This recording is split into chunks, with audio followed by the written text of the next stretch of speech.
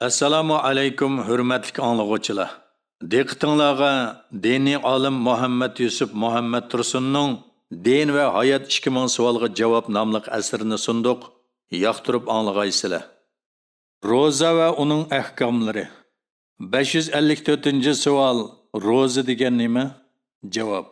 Roza so'zining lug'atdagi ma'nosi o'zini bir narsadan to'sish deganlik bo'lib, İslam istilohida tong yo'rg'andan boshlab quyosh patqonga qadar Alloh taologa ibodat qilish niyati bilan yemak-ichmak va jinsiy aloqadan o'zini to'sish deganlikdir. 555-savol. Roza qanday ibodat? Javob. Ramzon oyida bir oy roza tutish islomdagi 5 cho'ng asosli farzdan biri va tarbiya xarakterlik ibodatdir. 556-savol. Ramzon rozasi qachon farz bo'lgan? Javob. Ramzon rozasi Hijriyaning 2-yili Madina Munavvar shahrida farz qilingan. Roza tutish farz bo'lganlar. 557-savol. Roza kimlarga farz bo'ladi? Javob. Yilda bir oy Ramzon rozasini tutish har qanday musulmon, aql, baligh va roza tutishga toqati yetadigan kishi uchun farzdir. Rozani buzadigan omillar. 558-savol. Rozani buzadigan omillar qaysilar? Javob. Rozani buzadigan omillar rozani buzish bilan birga qazo va kafarati lozim qiladigan omillar. Yana biri rozani buzish bilan birga qazoni lozim qiladigan omillar deb ikkiga bo'linadi. 559-savol. Rozani buzish bilan birga qazo bilan kafaratni lozim qiladigan omillar qaysilar? Javob. Roza tutgan kishining Ramzon kunduzida qasdan jinsiy munosabat o'tkazishi, yeyishi, ichishi uning rozasini buzadi ham qazo bilan kafaratni lozim qiladi. Rozaning kafarati. 560-savol. Kafarat degan nima? Javob. Kafarat moddiy jazo deganlikdir. 561-savol. Buzayotgan rozaning kafarati qanday ado qilinadi? Javob. Bir kun qazo, 60 kun kafarat bo'lib, orqa-orqadan 61 kun roza tutish, uni qilinmasa, yo'qsillardan 60 miskinga bir vaqt tomoq berish yoki 60 kishining har biriga Ramzondagi fitr sadiqasining miqdoridan naqd pul berish bilan ado topadi. Rozaning qazosi. 562-savol. Qazo degan nima? Javob. Qazo vaqtida ado qilinmagan ibodatlarni boshqa bir vaqtda ado qilish demakdir. 563-savol. Rozani buzib qazosiga keladigan ishlar qaysilar? Javob. Rozani buzib qazosiga keladigan ishlar tuvandagidek. Birinchi, qum, tuproq va ko'p miqdordagi to'pichonga o'xshash odatiy yeyilmaydigan narsalarning goldini o'tib ketishi. Ikkinchi, qasddan qusish, ammo ixtiyorsiz holda qusgan kishining rozasi buzilmaydi. Uchinchi, iftorning vaqti kelganligini gumon qilib, eg'izini kun o'ltirishdan burun ichib etish yoki tong yo'rimidi degan gumon bilan tong yo'rib bo'lgandan keyinmi yeyishga davom qilish. To'rtinchi, o'zidan qasddan isparma chiqarish. Beshinchi, boshqa birining zo'rlashi bilan rozasini buzish. Oltinchi, burniga yoki quloqqa dori temitish, tomirga quvvat o'kollarini soldirish. Ammo davolanish maqsadi bilan badanning qaysi bir yeriga silingan normal o'kollar rozasini buzmaydi. Yettinchi, ixtiyorsiz holda goldan qor, yomg'ir yoki suvning o'tib ketishi. 564-savol. Rozada esida yo'q bir narsa yeb ichib qo'ysa, roza buzilamdi? Javob. Roza tutgan kishi esida yo'q holda bir narsa yeb solsa yoki ichib solsa, esiga kelgan hamon to'xtab olsa, uning rozasi buzilmaydi. Ammo baribir buzildi degan e'tiqod bilan yeyishga davom qilsa buziladi. Rozaning turlari. 565-savol. Dinimizda qancha turlik roza bor? Javob. Dinimizda 6 turlik roza bo'lib, ular farz, vojib, sunnat, mustahab, harom, makruh va nafl rozalardir. 566-savol. Farz rozalar qaysilar? Javob. Farz rozalar tuvandikilar. 1. Ramzon oyining rozasi. 2. Kafaratning rozasi. 3. Ramzonda tutilmagan rozalarning qazosi. 567-savol. Vojib rozalar qaysilar? Javob. Vojib rozalar tuvandikilar. 1. Tutib buzayotgan sunnat yoki mustahab rozalarning qazosi. 2. Tutaman deb atayotganlik sababi bilan ustiga yuklangan roza. 568-savol. Sunnat bo'lgan rozalar qaysilar? Javob. Sunnat bo'lgan rozalar 3 bo'lib, ular tuvandikilar. 1. Qamariya oylardan Muharram 1-oyning 9-10 kunlari yoki 10 va 11 kunlari ro'za tutish. 2. Haj faoliyatida bo'lmaganlarning Arafat kunida bir kun ro'za tutishi. 3. Shavvol oyidan 6 kun ro'za tutish. 569-savol. Mustahab ro'zalar qaysilar? Javob. Mustahab ro'zalar tuvandikilar. 1. Shanba va payshanba kunlarida. 2. Qamariya oylardan har oyning 13, 14, 15 kunlarida. 3. Şaban oyida xohlagancha ro'za tutish mustahabdir. 570-savol. Qaysi kunlarda ro'za tutish harom bo'ladi? Javob. Tuvandagi kunlarda ro'za tutish harom bo'ladi. 1. Ro'za itning 1-kuni. 2. Qurbon itning 1-kunidan 4-kunigacha bo'lgan it kunlarida ro'za tutish haromdir. Chunki musulmonlar bu bayram kunlarida ro'za tutmasdan og'zini ochiq qo'yib it qilishga buyurilgan. 571-savol. Qaysi kunlarda ro'za tutish makruh bo'ladi? Javob. Tuvandagi kunlarda ro'za tutish makruh bo'ladi. 1. Nafl ro'za tutmoqchi bo'lgan kishining juma kunida ayrim bu kunda ro'za tutishi makruhdir. Juma kunida ro'za tutmoqchi bo'lgan kishi onunga payshanbani yoki shanbani qo'shib tutishi lozim. 2. Ashura kunida ro'za tutmoqchi bo'lgan kishining Ashura kunini yolg'iz tutishi makruhdir. Sunnat uning oldidan yoki keynidan bir kunni qo'shib tutishdir. 572-savol. Ashura kuni degan qaysi kun? Javob. Ashura kuni qamariya oylardan Muharram 1-oyning 10-kunidir. 573-savol. Nafl ro'zalar qaysi vaqtlarda tutiladi? Javob. Nafla ixtiyoriy ro'zalarni tutishning belgilik vaqtlari yo'q. Ro'za tutish harom yoki makruh bo'lgan kunlarning sirtida yilning qaysi bir kunlarida nafl ro'zalarni tutishga bo'ladi. Ramzan oyining ulug'ligi. 574-savol. Ramzan oyi nima uchun shuncha ulug' oy? Javob. Ramzan oyi nurg'ulg'an fazilatlari va ortiqchiliklari sababli butun oylardan ulug' hisoblanadi. Bu oyning ulug'ligi buni sabablardan. 1. Ramzan oyi Qur'oni Karim Muhammad alayhisalomga tushishga boshlagan oydir. 2. Ramzan oyi qadr kechasi bilan sharaflangan oydir. 3. Ramzan oyi ibodatga berilish oyidir. 4. Ramzan o'zini savrchanlikqa chiniqtirish oyidir. 5. Ramzan oyi duolar ijobat bo'ladigan oydir. 6. Ramzan oyida qilingan umra Payg'ambar alayhissalom bilan birga qilingan hajiga tengdir. Ramzan oyidagi eng fazilatli vaqtlar. 575-savol. Ramzandagi eng fazilatli kunlar qaysilar? Javob. Ramzandagi eng fazilatli kunlar Ramzanning oxirgi 10 kuni bo'lib, 1000 oydan ulug' va sharafli bo'lgan qadr kechasi bu kunlarda tepiladi. Ro'za tutmaslikka ruxsat qilinganlar. 576-savol. Ramzan ro'zasi kimlardan kechirim qilinadi? Javob. Ramzanda ro'za tutmaslikka ruxsat qilingan tuvandagi shaxslar. 1. Eg'ir oyoq yoki bola emitgan ayollar agar ro'za tutsa o'ziga yoki buviqiga ziyon yetadigan bo'lsa. 2.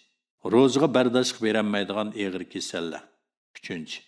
Yashinib qolganlikdan ro'za tutolmaydigan kishilar. 4. Musofirlar. 5. Urush maydonidagi askarlar. 6. Boshqasi tarafidan agar ro'za tutsa jiniga daxl tarz yetadigan shaklda tahdidga uchirganlar. Ro'zaning fidyasi. 577-savol. Ramzanda ro'za tutmaganlar qanday qiladi? Javob.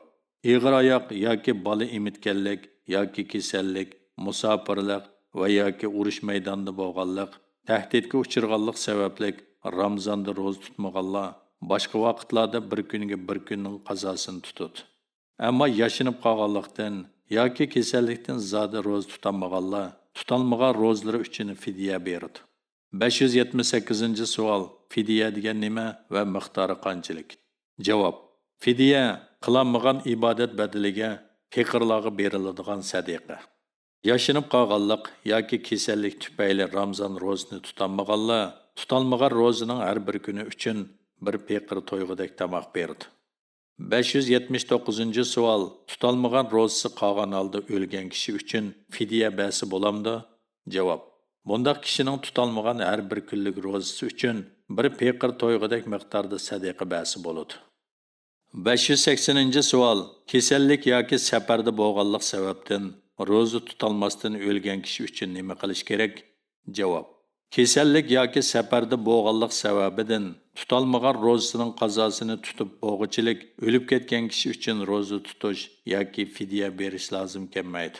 Agar boshqa sabablar bilan Ramazonning ba'zi kunlarida roza tutmagan bo'lib, uning qazosini tutib bo'g'ichilik o'lib ketgan va varislariga fidya berishni vasiyat qilgan bo'lsa, uning varislari uning qoldirgan merosidan 3dan 1dan ko'p bo'lmaslik sharti bilan uning tutolmagan har bir kuni uchun bir peqir to'yg'idek miqdorda fidya berdi. Fidya sadaqasi, sadaqai fitri. Sadaqai fitri va uning ahkomlari. 581-savol. Fitr sadaqasi degan nima? Javob. Fitr sadaqasi yoki sadaqai fitri Ramazon rozasi va hit xushalliqi sababi bilan peqirlarga berish belgilangan sadaqa bo'lib, xuddi namozning nuqsonlarini sajda sahvi to'liqlagandek, fitr sadaqasi Ramazon rozasini tutish jarayonidagi nuqsonlarni to'liqlaydi. Fitr sadaqasi berish vojib bo'lganlar. 582-savol. Fitr sadaqasini kimlar beradi? Javob. Fitr sadaqasini berish mayli cho'ng bo'lsin, mayli amdili tug'ilgan buvoq bo'lsin, mayli boy bo'lsin, mayli kambag'al bo'lsin, har qanday musulmonning ustiga vojibdir. Musulmon odam bu sadaqani o'zi va o'zining kafolatidagi oila a'zolari, ota-onasi qatorliq har bir kishi uchun beradi. Fitr sadaqasini berish vaqti. 583-savol. Fitr sadaqasi qachon beriladi? Javob. Fitr sadaqasi roza hitning birinchi kuni atdigini tong etishi bilan vojib bo'ladi. Uni hit namozga berishdan burun berish afzal. Hit kunlari ichida bersimi yoki Ramazon ichida bervassimi bo'ladi. 584-savol. Fitr sadaqasining miqdori qanchalik? Javob. Fitr sadaqasining miqdori yarim sa. Sa qadimgi o'lchamlardan bo'lib, Hanafi mazhabiga ko'ra 1 sa 3 kilo 250 gramga teng. 1 kilo 625 gram bug'doyning o'zi yoki xalq pulidagi qimmatidir. Fitr sadaqasi beradiganlar. 585-savol. Fitr sadaqasi kimlarga beriladi? Javob. Fitr sadaqasi zakat elishi durust bo'lgan kishilarga beriladi. 586-savol. Fitr sadaqasini bermagan kishining rozasi qanday bo'ladi? Javob. Fitr sadaqasi rozadan ayrim bir ibodat bo'lib, fitr sadaqasi bermagan kishining tutgan rozasi durust, biroq fitr sadaqasini ado qilmaguncha bu sadaqa o kishining ustida qarz bo'lib qoladi. Tutgan rozasiga daxli yetmaydi. E'tikof va uning ahkomlari. 587-savol. E'tikof degan nima? Javob. E'tikof Alloh taologa ibodat qilish niyati bilan roza tutgan holatda masjidda o'ltirish demakdir. 588-savol. E'tikof qilishning hukmi nima? Javob. E'tikof ikki turlik bo'lib, biri sunnat, yana biri vojib bo'lgan e'tikofdir. Birinchi, Payg'ambar alayhissalomning iziga varislik qilib, Alloh taolaning roziligiga erish maqsadi bilan qilinadigan e'tikof sunnat bo'lgan e'tikofdir. Ikkinchi, e'tikof qilishni niyat qilib otib o'tgan sababdan vojib bo'ladigan e'tikofdir. 589-savol. E'tikof qachon qilinadi? Javob. Qaysi bir vaqtda e'tikof qilish sunnatdir. Ramazonning oxirgi 10 kunida e'tikof qilish ta'kidlik sunnat bo'lib, uning savobi nihoyat ko'pdir. Payg'ambar alayhissalom uni hech tark etmagan. E'tikofning shartlari. 590-savol. E'tikofning shartlari qaysilar? Javob. E'tikofning shartlari tövəndikçe. 1. E'tikofni niyat qilish. 2. Erlarning masjidda o'ltirishi, ayollarning uyda o'ltirishi. 3. Ayollarning hayz va nafaslardan pok bo'lishi. 4. O'zrisiz masjiddan chiqmaslik. Ro'zaga munosabatlik savol-javoblar. 591-savol. Ramazon ro'zasining va boshqa ibodatlarning niyatini og'iz bilan aytish shartmi? Javob. Qandaqli bir ibodat uchun niyatni og'iz orqali ifodalash shart emas, balki ko'nglida niyat qilish yetarlidir. 592-savol. Intayin oz miqdorda bir narsa yeyish bilanmi ro'za buzilamdi? Javob. Oz miqdorda bir narsa yeyish bilanmi, hatto bir dona noqut yoki bir tomchi yomg'ir suyining goldan o'tib ketishi bilanmi ro'za buziladi. 593-savol. Ro'za tutgan kishining og'ziga chivin yoki chang to'zon kirib ketsa ro'zasi buzilamdi? Javob. Ro'za tutgan kishining og'ziga chivin yoki chang to'zon kirib ketib, hatto gelidan o'tib ketsimi, uning ro'zasi buzilmaydi. Ammo ushshaq tosh yoki kichik chalmachaqliq narsalarni yutib sağan kishining ro'zasi buziladi va uningga bir kunlik qazo lozim bo'ladi. 594-savol. Ro'za tutayotgan kunlarda o'ziga attir chechish yoki gullarni purash bilan ro'za buzilamdi? Javob. Ro'za tutayotgan kunlarda o'ziga attir chechish yoki gullarni purash bilan ro'za buzilmaydi. 595-savol. Ramzan kunduzida ehtilom bo'lib qolgan kishining ro'zasi buzilamdi? Javob. Ramzan kunduzida ixtiyorsiz holda ehtilom bo'lib qolgan kishining ro'zasi buzilmaydi. Uningga g'usl qilish farz bo'ladi. İftardan burun g'usl qilsa-mu ro'zasi buzilmaydi. 596-savol. Ramzan ro'zasini tutish kunining davlat tarafidan belgilanishi shartmi? Javob. Ro'za tutish kunining davlat tarafidan belgilanishi shart emas. Balki oyni ko'rgan kishining ro'za tutishi farzdir.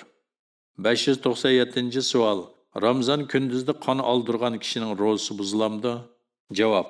Ramzan kunduzida qaysi bir sabab bilan qon oldirgan kishining ro'zasi buzilmaydi. 598-savol. Oylik odati ichidagi yoki tug'utliq ayollar ro'za tutsa bo'lamdi? Javob. Oylik odati ichidagi yoki tug'utliqning qinidan texi poklanib bo'lmagan ayollarning ro'za tutishi joiz emas. Tutgan taqdirdami hisoblanmaydi. 599-savol. Ramzan kunduzda hayz ko'rgan yoki tuqqan ayolning ro'zasi buzilamdi? Javob. Ramzan kunduzda hayz ko'rgan yoki tuqqan ayollarning ro'zasi buziladi, ular keyin qazosini tutadi. 600-savol. Suhurliq yeyotgan vaqtda bomdodga azon o'qisa nima qilish kerak? Javob. Suhurliq yeyotgan vaqtda bomdodga azon o'qilgan bo'lsa, hamon yeyishni to'xtatish kerak. Biroq tutgan ro'za durust bo'ladi. 601-savol. Junubat bilan ro'za tutish durustmi? Javob. Junubat ya'ni g'usl kerak qiladigan holatdan pok bo'lish namoz uchun shart, ammo ro'za tutish uchun shart emas. Shunga junubat bilan ro'za tutish durustdir. 602-savol. Ro'za tutmaslikka ruxsat qilingan kasal qanday kasal? Javob. Ro'za tutmaslikka ruxsat qilingan kasalning odatdagi bosh og'riqi, tish og'riqi va ko'z og'riqiga o'xshagan yenik kasallardan bo'lmasdan, balki ro'za tutsa texmo ig'irlashib ketish ehtimoli kuchli bo'lgan ig'ir kasallardan bo'lishi shart. 603-savol. Kafarat qaysi turdagi ro'zani buzganga keladi? Javob. Kafarat faqat Ramzonning ro'zasini qasddan buzganlik uchun lozim keladi. Ammo kafarat ro'zasini qazo va nafl ro'zalarni buzganlarga kafarat lozim kelmaydi. 604-savol. Nafli uchun ro'za tutish, uni buzgan kishi uchun uning qazosini tutish kerakmi? Javob. Sunnat yoki nafl ro'zalarni tutib, qaysi bir sabab bilan buzayotgan kishi uchun Hanafi mazhabiga ko'ra qazo lozim keladi. Ammo Shafiy, Maliki va Hanbali qatorliq 3 mazhabga ko'ra bu ro'zalar ixtiyoriy ro'zalar bo'lganlikdan buzayotganga qazo lozim kelmaydi. Hozirgi zamon ulamolari bu masalada bu 3 mazhabning ra'yini kuchli sanaydi. 605-savol. O'zining tukurugini yutish bilan ro'za buzilamdi? Javob. Ro'za tutgan kishining kunduzda o'z tukurugini yutishi bilan ro'zasi buzilmaydi. 606-savol. Ro'za tutgan kishining kunduzda ko'zga surma tortishi va dori temitishi bilan ro'za buzilamdi? Javob. Ro'za tutgan kishining kunduzda ko'zga surma tortishi va dori temitishi bilan ro'za buzilmaydi. 607-savol. Qaysi organga dori qo'yish bilan ro'za buziladi? Javob. Ro'za tutgan kishining kunduzda og'ziga yoki burniga va yoki quloqiga dori temitishi bilan uning ro'zasi buziladi. Shuningdek, ikki avrat a'zosiga dori qo'yish bilan ro'zasi buziladi. Haj va umra. 608-savol. Haj qanday ibodat? Javob. Haj Baytullohni, Allohning uyi bo'lgan Ka'bani ziyorat qilish niyati bilan Makka ga berib, Zulhijja oyida ado qilinadigan iqtisodiy va jismoniy ibodat bo'lib, qudrati yetgan kishining umri ichida bir qatim ado qilish farzdir. 609-savol. Haj qachon farz bo'lgan? Javob. Hajning farz qilingan yili to'g'riliq islom ulamolari o'rtasida ixtilof bor. Eng ishonchli qarash Haj Hijriyaning 9-yili farz qilingan degan qarashdir. Haj farz bo'lgan kishilar. 610-savol. Hajning farz bo'lishining shartlari qaysilar? Javob. Birovga hajning farz bo'lishining shartlari tuvandikicha. 1. Musulmon bo'lish, 2. aql o'shi joyida bo'lish, 3. balog'atga yetgan bo'lish, To'rtinchi, haj qilishga qodir bo'lishdan iborat. 611 savol. Haj qilishga qodir bo'lish deganning ma'nosi nima? Javob. Birovning haj qilishga qodir bo'lib, uningga haj farzining yuklanishi uchun uning haj chiqimlariga, hajga berib kelguncha uyda qolgan bola chaqalarining butun chiqimlariga yetkudek iqtisodga ega bo'lishi, tenining sog' bo'lishi, haj yo'lining xotirjam va ochiq bo'lishi, o'zi ham mol mulki ziyonga uchirmaydigan bo'lishi, ham qarzdor bo'lmasligi shartdir. Hajga berishdan burun qilishga tegishli ishlar. 612 savol. Hajga berishdan burun qiladigan ishlar qaysilar? Javob. Haj yoki umra safariga otlanmoqchi bo'lganlar tuvandikilarni qiladi. Birinchi, haj yoki umra qilmoqchi bo'lgan odamning bu ibodatlar bilan faqat Alloh taolaning roziligiga erishishni maqsad va g'oya qilishi. Ikkinchi, bola chaqalarga shariat ahkomlariga rioya qilish, Alloh taolo buyurganlarni to'liq o'rindash va to'sqanlarni tark etish haqida vasiyat qilish. Uchinchi, ustida qarz bos to'lab, haq egasi bilan rozilashishi, bola chaqalari va urug' tuqqanlari bilan chiroyli qo'shilishi. Boshqalardan elishi bo'lsa, bola chaqalarga yezib va guvohchilarni guvoh qilib qoldirishi, vasiyatlari bo'lsa qilib olishi. 4. Haj va umr qilishning qoida tartiblarini yaxshi o'rganish, haj qo'llanmasidan birini butun safar bo'yicha o'ziga amroh qilishi. 5. Haramga berib kelgichilik barliq chiqimlar uchun halol pul ishlatilishi. 7. Butun safar ichida tozlikqa, pokizlikqa zo'r ahamiyat berishi. 8. Haj safari jarayonida taqvolik bilan ish ko'rib, dunyoning har qaysi joylaridan kelgan musulmon qarindoshlardan ulgu elishi va o'zining go'zal axloqi bilan ularga ulgu bo'lishi. Hajning turlari. 613-savol. Hajning turlari qancha? Javob. Haj 3 turlik bo'lib, ular haj ifrot, haj tamattu va haj qirondir. 614-savol. Haj ifrot degan nima? Javob. Haj ifrot yakka haj degan ma'noda bo'lib, haj oylarida umr qilmasdan faqat hajni niyat qilib ikrom bog'lash bilan qilinadigan hajdir. 615-savol. Haj tamattu degan nima? Javob. Haj tamattu bahramon haj degan ma'noda bo'lib, haj oylarida haj bilan umr ikkisini ayrim-ayrim ikrom bog'lash bilan ado qilinadigan hajdir. 616-savol. Haj qiron degan nima? Javob. Haj qiron degan ulanma haj degan ma'noda bo'lib, haj bilan umr ikkisini ado qilishni niyat qilgan holda ikrom bog'lagan shu ikrom bilan avval umra, ondan haj faoliyatlari ado qilinadigan hajdir. Askartish. Har ifrat qiluvchilarga qurbonlik qilish vojib emas. Ammo haj tamattu va haj qiron qiluvchilarga qurbonlik qilish vojibdir. Hajning farz, vojib va sunnatlari. 617-savol. Hajning farzlari qancha? Javob. Hajning farzlari 3 bo'lib, ular tuvandikicha. 1. Haj qilishni niyat qilib ikrom bog'lash. 2. Arafatda turish. 3. Ka'bani 7 qitim tavob qilish. Bu tavob ifoda deb ataladi. Askartish. Farz ismini olgan ishlardan birasining qasddan yoki savallikdan tark qilinishi bilan qilingan haj bekor bo'ladi. Bu ahvolda hajini yana bir yil qaytadan qilishga to'g'ri keladi. 618-savol. Hajining vojiblari qaysilar? Javob. Hajining vojiblari 7 bo'lib, ular tuvandikicha. 1. Miqot. Ikrom bog'lashga belgilangan o'rindan ikrom bog'lash. 2. Safa bilan Marva orasida sa'i qilish, ya'ni mengish. Safadan Marvaga bir qitim berish, bir sa'i. Marvadan Safaga berish, yana bir sa'i hisoblanadi. 3. Muzdalifada az vaqt bo'lsa-mu turish, ammo bir kecha qo'nish sunnat. 4. Shaytonga tosh etish. 5. Boshni tushirish yoki chashni qisqartish. 6. Qurbonlik qilish. 7. Haramdan ayrilish oldida vido tavofini qilish. Askartish. Vojib ismini olgan ishlardan birasi qasddan yoki savallikdan tark qilinsa haj buzilmaydi.